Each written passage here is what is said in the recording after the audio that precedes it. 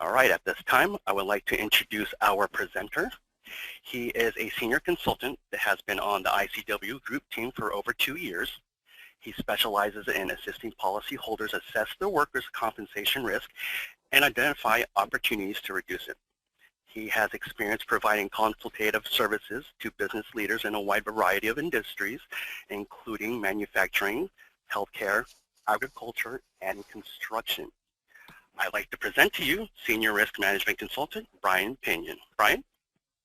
Thanks, Gio, and hello, everyone. Thank you for joining the webinar. I would imagine that each of you took the time to log on this morning or afternoon, depending on where you are, because you have some level of ergonomic risk within your organization. Maybe some or many of you have had workers develop painful and costly musculoskeletal disorders, and you want to learn how to assess the ergonomic exposures within your operation and apply practical solutions that will reduce your risk. So today we're going to be reviewing the impact ergonomic injuries have on the workplace, common ergonomic injuries, 6 tips to identifying ergonomic risk. We're going to introduce you to what we call the safety zone approach to assessing risk. And finally, we're going to discuss some practical solutions for addressing risk factors. So let's start off by highlighting the impact ergonomic injuries have on businesses and the economy as a whole. These injuries affect the musculoskeletal system, which includes the joints, ligaments, muscles, nerves, tendons, and the internal structures that support our limbs, neck, and back. So part of the reason this is a topic that generates so much interest, and maybe why most of you have tuned into our webinar today, is that there are 60% more MSD injuries than any other injury type. OSHA estimates the total cost to businesses to be $15 to $20 billion per year. And we know these injuries cut into profits and increase the cost of goods and services to consumers. The Institute of Medicine estimates the annual economic burden of MSDs to be $45 to $54 billion, and 1/3 of our nation's work comp costs are attributed to MSDs. And I'm sure many of you logged in today have incurred costs in the tens or even hundreds of thousands of dollars over just the past few years. So let's take a quick look at ICW's policyholders. Between 2010 and 2016, you as a group have seen over 27,000 manual materials handling claims with costs exceeding $455 million. This is by far the largest category of injury for ICW policyholders. So here's the good news. The areas where you have the greatest room for improvement are always the ones you stand to reap the most benefits from, right? So if you can find ways to reduce your ergonomic risk over time, you will have fewer MSD injuries, less costly MSD injuries, and lower workers' compensation costs for your organization. Numerous studies also show that implementing ergonomic controls increases productivity. It really only makes sense that workers with less physical and mental stress are going to produce more for you. The Human Factors and Ergonomics Society took a look at a pool of some of these studies and found that an ergonomically designed workstation improves productivity anywhere from 2 to 22%. One study in particular took a look at over 700 data entry workers. After ergonomic changes were implemented, they saw a 19% increase in their keystrokes per hour. That really is an incredible example. Imagine being able to tell your boss you're going to improve your productivity by almost 20% this year. Ergonomics also has an impact on quality. That same study of data entry workers found that the error rate measured by how often the backspace key is used was cut in half. We can also see improvements in employee engagement and morale, which result from workers being more comfortable at their workstations. And finally, by taking action with ergonomics, you can demonstrate leadership commitment to safety, which has a positive impact upon the safety culture. Now we're going to briefly review some common ergo injuries. I don't want to get too far into the details of each of these musculoskeletal disorders. I'm sure many of them you may already be familiar with. But the point I want to make here is that a wide range of body parts can be affected by job tasks that are not ergonomically safe for a particular worker. So for example, carpal tunnel affects the wrist. Tendinitis can occur really anywhere a tendon connects muscle to one of your major joints. Rotator cuff injuries impact the shoulder. Epicondylitis the elbow, and trigger finger and muscle or low back strains, well, they speak for themselves. So these are all common ergonomic injuries, and I'm sure most of you have seen one or a few of these in your own operation. So here's the good news. Ergonomic injuries can be prevented. And the primary prevention tool we have is fitting the job to each individual worker. People come in a variety of shapes and sizes, and too often I find that organizations don't take this into consideration when making purchasing decisions or placing an employee at a workstation that is new to them. And ultimately this leads to workers forcing their body to conform or fit into the job task or workstation. This usually leads to worker discomfort at best and a painful, costly injury at worst.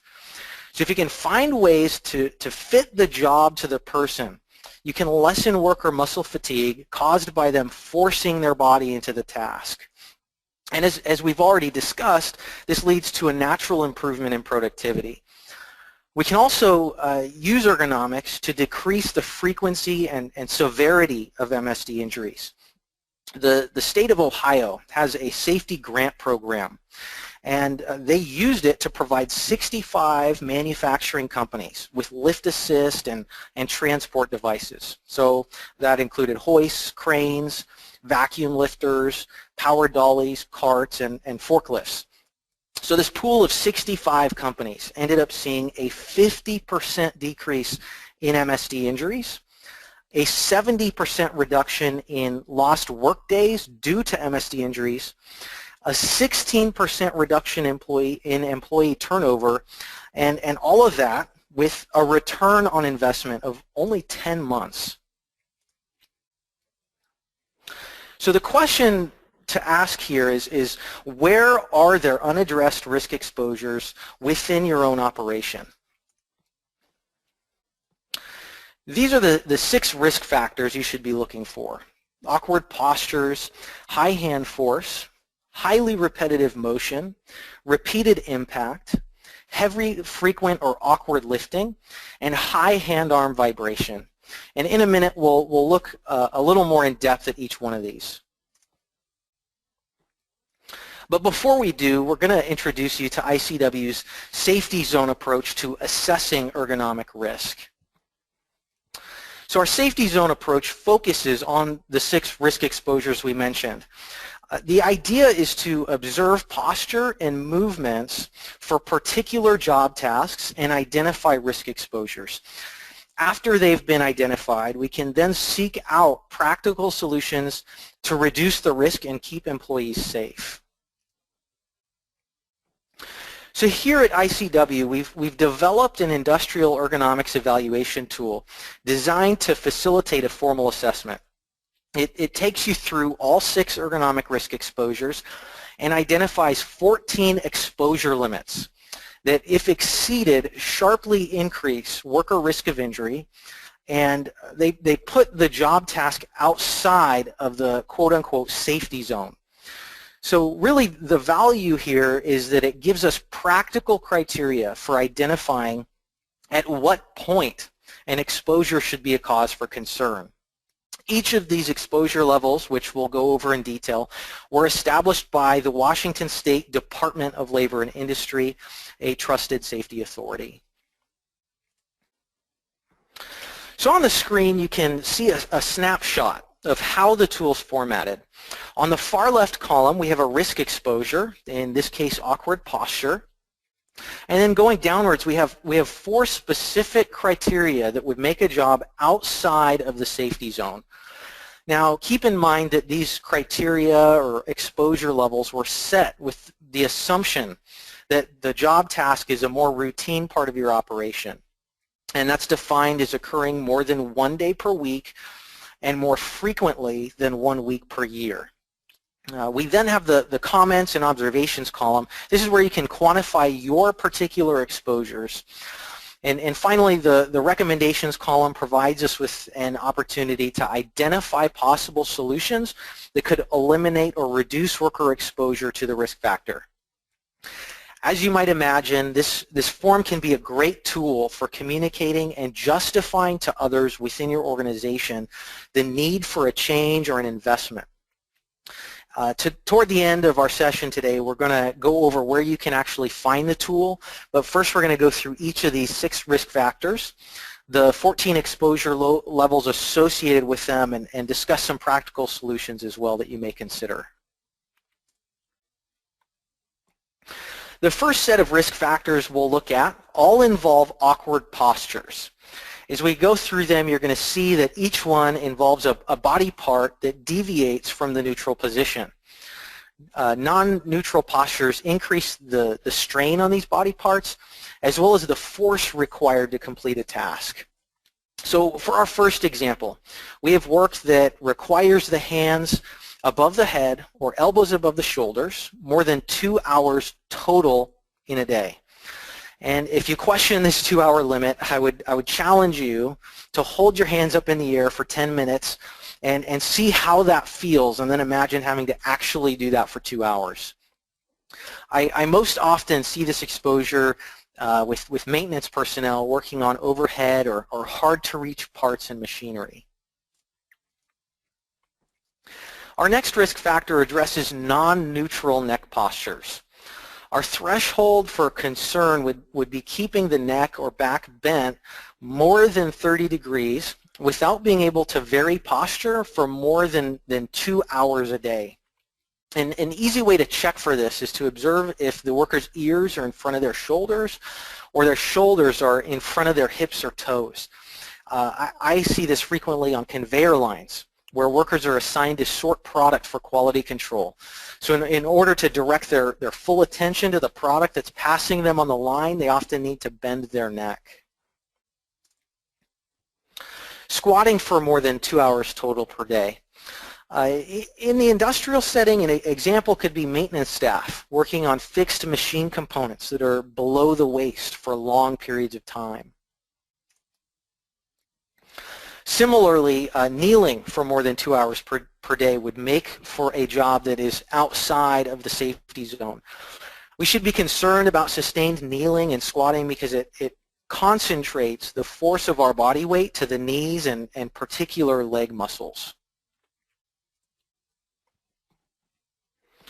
So what can we do if we find that we have awkward posture exposures outside of the safety zone? As we mentioned at the beginning of the webinar, we need to find ways to adjust the job or the environment to the worker's body. This may mean investing in height adjustable work tables so that taller workers aren't prompted to hunch over and shorter workers don't end up having to elevate their arms.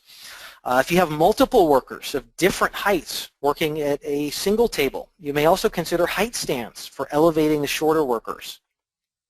If you have workers reaching into bins, you can provide angled work tables to eliminate the need to lean over the bin or elevate their arm to reach into the bin and get what they need. I've also seen slanted conveyors that bring product closer to workers doing sorting for quality control purposes. You can also find ways to elevate below the waist items for maintenance work to reduce kneeling and squatting. This may mean removing parts from a machine and taking them to a table to be worked on. And if you have fixed parts that are low to the ground and they can't be removed, consider providing workers with knee pads or even a small stool to sit on. As you can see in the photos here, some of the keys behind the solutions I mentioned are designed to keep the elbows from being elevated. I'd like to make a couple of points about arm postures because they do tend to be more of a prevalent issue.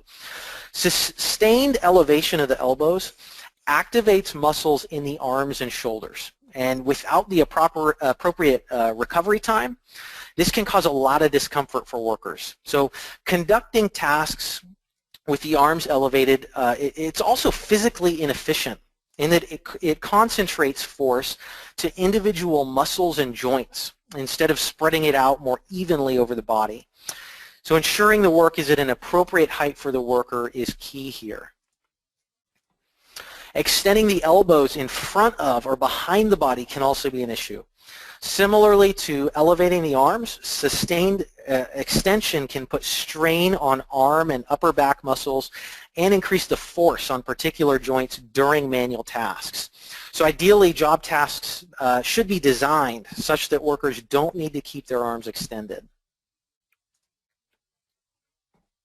Our next risk exposures involve high hand force. Similarly to awkward postures, we're concerned about sustained force to individual muscles, tendons, and joints.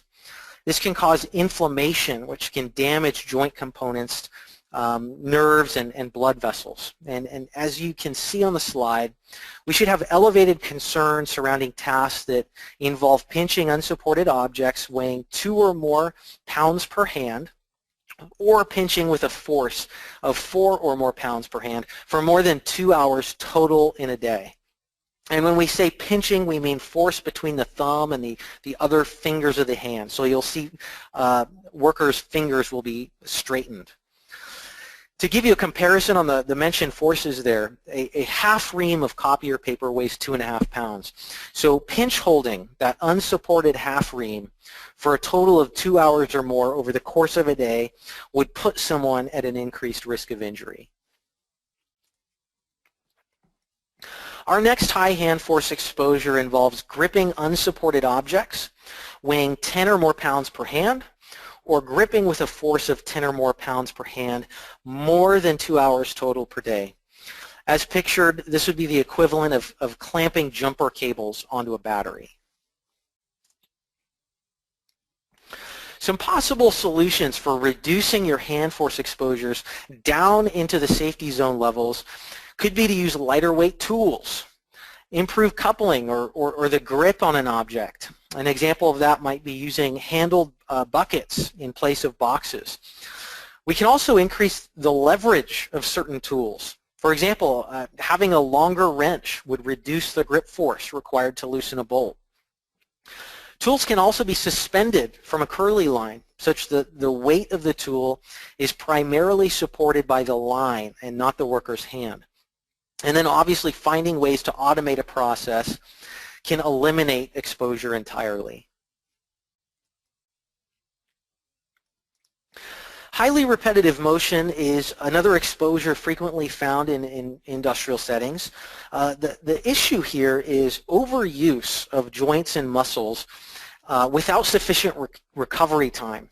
And this can lead to inflammation, which can cause internal micro damage that then accumulates over time and can lead to an injury. So our safety zone exposure limit is repetitive motion of the neck, shoulders, elbows, wrists, or hands with little or no variation every few seconds for more than 2 hours total per day. An example could be sorters standing at a conveyor, repeatedly reaching out over and over again to grab defective product and toss it into an adjacent bin. So I know this is a webinar more geared toward industrial ergonomics, but I can tell you I have yet to see an industrial operation that did not have at least one person assigned to work at a computer all day. So when we assess typing, the safety zone limit is intensive keying for more than 4 hours a day. That means primarily typing with minimal mouse use. So an example would be if you have anyone doing data entry for extended periods of time. So what can be done to reduce repetitive motion risk? Well, we can rotate workers in and out of workstations with repetitive job tasks. This will reduce individual exposure and give the body the recovery time it needs. It's typically recommended to rotate every 2 hours, but you might adjust this based upon your own assessment of the level of strain a particular repetitive task puts on the body. Adjusting body posture to be more neutral will lessen the impact repetitive motion has on the muscles and joints. We can encourage neutral postures by raising the work or bringing it in nearer to the body. An example would be using height-adjustable work tables or a slanted conveyor that brings product in closer to the worker. And then we can also find ways to change it up or physically modify and alternate the way a repetitive task is performed. The most common example would be alternating the hand you use to complete a task. The wrists are a great example of the impact that posture has on repetitive motion. We've got typing pictured, but really we're talking about any task involving repetitive and intensive use of the fingers. The risk of developing an injury like carpal tunnel is multiplied if you have a non-neutral wrist posture. So bending the wrists as pictured or deviating them inward or outward can cause inflammation and damage to the tendons, nerves, and blood vessels. So proper placement of the work to maintain that neutral wrist posture is vital. Next we have repeated impact. We should be concerned if we have workers using the palm or knee as a hammer more than 10 times per hour, more than 2 hours total per day. As pictured, you may occasionally see a worker hitting on a wrench with the palm of their hand to loosen a bolt. Or if you have anyone using a manual riveter, they may use their palm to set rivets. But the most common example I see for using the knee as a hammer is with carpet layers. They use a carpet stretcher tool that they'll hit with their knee to get a tight fit on the carpet. So how can we reduce impact injuries? We can have the right tools for the job, and we can keep them in a convenient location for the worker so that they'll actually use them. If you see someone using their palm or their knee, we really should be asking the question, what tool does the worker not have? Or if they have the correct tool, why aren't they using it? And this can be an opportunity to educate or correct the worker. Now we're going to address the safe zone limits for heavy, frequent lifting and awkward lifting. And it's worth noting here that your workers, they have a risk of injury really anytime they lift anything, regardless of the weight. The creators of the exposure limits have sought to identify the weights where there's a sudden, more sharp increase in injury risk. And they've drawn that line at lifting objects weighing more than 75 pounds once per day or more than 55 pounds more than 10 times per day. This next criteria addresses more frequent lifting of lower weights. Lifting objects weighing more than 10 pounds if done more than twice per minute, more than 2 hours total per day. I see this frequently in packing departments where workers repeatedly lift product from a conveyor to an adjacent pallet in preparation for shipping. Now here's where the awkward postures come into play with lifting. Some of you may have heard the term power zone in relation to lifting. The power zone extends from your waist to your chest, and it's the area in relation to your body that an object can most efficiently be handled. When you handle something outside of that area, the force of the object is isolated to certain muscles and joints rather than being distributed over a larger portion of the body. It also often causes more of the weight to rest on the low back. So this obviously produces an increased risk of injury. Our safety zone threshold is lifting objects weighing more than 25 pounds above the shoulders, below the knees, or with the arms extended more than 25 times per day. When working with palletized items, this can become an issue, right? As you get to the lower layers, you may have workers lifting below the knees.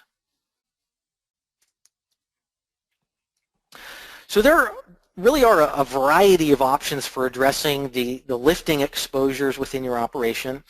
One possible solution could be reducing the weight lifted. Now, that may seem obvious, but it's not uncommon for me to find that a client has never considered using smaller storage containers, or asked their suppliers if products can be packaged or offered in smaller quantities. Obviously, there may be a bit of an increase in cost associated with that, but if you've got a lifting task that's driving up your workers' comp costs, it may be a worthwhile investment. We can also minimize lifting outside of the power zone. This can be accomplished by storing heavier items at that waist to chest level. I have clients who have applied paint or colored tape on the edges of storage racks to indicate where heavier items should be stored. There are also rotating pallet lifts that rise as you get to the lower layers of material. This eliminates the need for below-the-knee lifts. I've also seen height-adjustable carts that are used so the worker can slide rather than lift items from surface to surface. And finally, mechanical aids can be used to reduce or even eliminate your lifting exposure altogether. While expensive, I have a number of clients who've invested in robotic palletizers, but a much cheaper solution that I've seen out there is vacuum lifters. The worker still needs to manually operate the lift and may be exposed to some stooping and bending, but the weight is held by the vacuum tube and not the worker. And it's not listed here, but as I mentioned concerning repetitive motion, a job rotation schedule is also an option for decreasing individual worker exposure. And now we come to our final exposure. Vibration is an often forgotten risk factor and that tends not to get assessed, but it's one that definitely should not be ignored. Repeated exposure to vibration can lead to irreparable damage to joints, nerves, and blood vessels, and this can actually permanently limit a worker's ability to write, grip tools, or engage in other tasks that would require fine dexterity. Our first safety zone exposure level is using impact wrenches, jackhammers, drills, chainsaws, percussive tools, or other tools that typically have high vibration levels for more than 30 minutes total per day. In contrast, we have an exposure level for tools generally considered to produce more moderate levels of vibration, like circular saws, sanders, or jigsaws. And use of these tools for more than 2 hours total per day would be considered a job that is outside the safety zone, and we would definitely want to identify opportunities to reduce the exposure below that level. Some actions that can be taken to reduce worker exposure to vibration are padding the tool handle, selecting tools that properly fit the worker's grip size, or using a lighter weight tool. And then tool quality can also make a world of difference. Back in 2009, NIOSH, or the National Institute for Occupational Health and Safety, tested the vibration levels of a variety of name brand power tools. Angle grinders, jigsaws, impact wrenches were included, among others. And in all the tools they tested, there was a wide disparity between models, such that the bottom performing model produced more than twice the vibration of the top performer. So skimping and going with the cheapest option is usually not the best idea.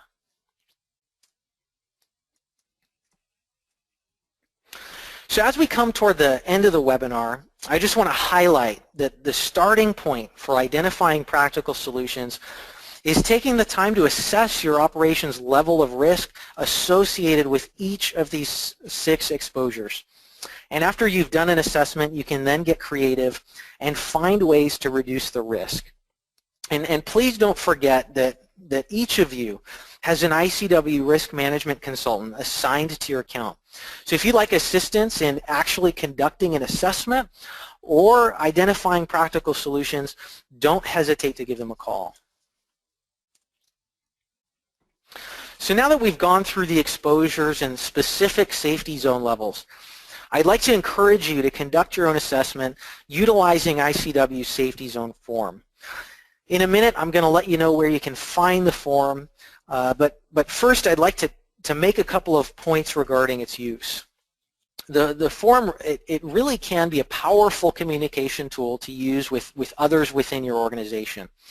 I'd imagine that some of you work with CFOs who want justification for any and all capital investments, or other supervisors who want justification for process changes. The form references safety zone exposure levels that are not arbitrary. They were established by a trusted authority on safety. So you can show where your exposures exceed those levels and use that to transition into a discussion for why and how the risk can be reduced. So on our website, you'll have access to an Ergonomics Toolkit. This is where you'll be able to find a copy of the Safety Zone Evaluation Tool, an ergonomics planning document, a checklist, safety observation guide for lifting, and an ergonomics poster. These all can be used to kickstart your focus on ergonomics. So where do you find all this? You can find the toolkit by navigating to icwgroup.com/PC, which stands for Policyholder Center. Again, icwgroup.com/PC. This is also where you'll be able to find the My Resource site, where you can access policy information, and RMRX, our safety resource platform.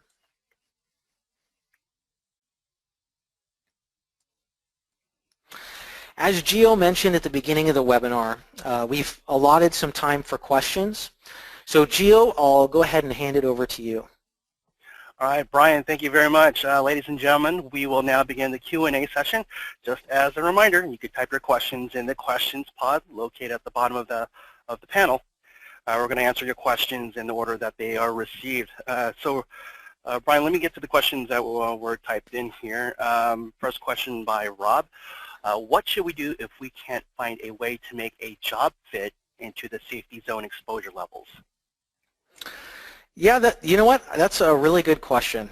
The reality is that you've got a job with an elevated risk of injury for workers. So if you can't find a way to reduce their exposure on your own, I'd recommend you reach out to your ICW risk management consultant. They may have some ideas for you. And if they don't have an answer off the top of their head, there are nearly 40 consultants in our department that they can reach out to. One of us is bound to have had some experience with a similar situation and may be able to provide some insight. So if you've done all of that and you still can't find a way to make the job safer for your workers, I'd encourage you to take a hard look at the injury costs you've incurred over the past few years and think about whether the job itself is worth doing in-house. You may consider altering your business model or contracting that particular activity out if it's posing a little too much risk to your organization. So I hope that answers your question. Another question here. What role does employee training play in addressing ergonomic risk? Also another great question. So let me first say that assessing your risk and actually taking practical action to modify the job or workstation itself should always come first. Training alone is not enough, and it really won't be as effective, honestly.